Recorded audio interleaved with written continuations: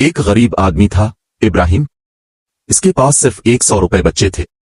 घर में कुछ खाने को नहीं था, बच्चे भूखे रो रहे थे। वो सोच रहा था, ये आखिरी पैसे हैं, कल क्या होगा। रात को मस्जिद से निकलते हुए इसने देखा एक बूढ़ा आदमी सर्दी में कांप रहा था, भूखा प्यासा। इब्राहिम का दिल पसीज गया। उसने सोचा, अल्लाह, अगर मैं खुद भूखा मर जाऊं तो भी ठीक, मगर ये बूढ़ा तो तेरी मखलूक है।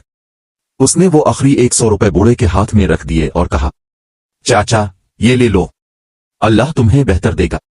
बूढ़ा दुआ देकर चला गया। इब्राहिम घर वापस आया, आंखों में आंसू, दिल में यकीन कि अल्लाह देख रहा है।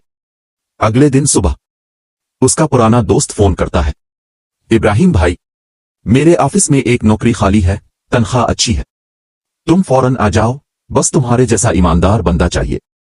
इब्राहिम हैरान रह गया। वो दोस्त बरसों से राब्ते में नहीं था और नौकरी ऐसी जगह से मिली जहां इसने कभी सोचा भी नहीं था। सदका आग को बुझाता है जैसे पानी बुझाता है। अल्लाह फरमाता है, सदका रिस्क में इजाफा करता है, मौत को टालता है। आखिरी पैसा भी अगर अल्लाह की राह में दे दो, अल्लाह तुम्हें ऐसी जगह से रिस्क देगा जहां तुमने सोचा भी ना हो।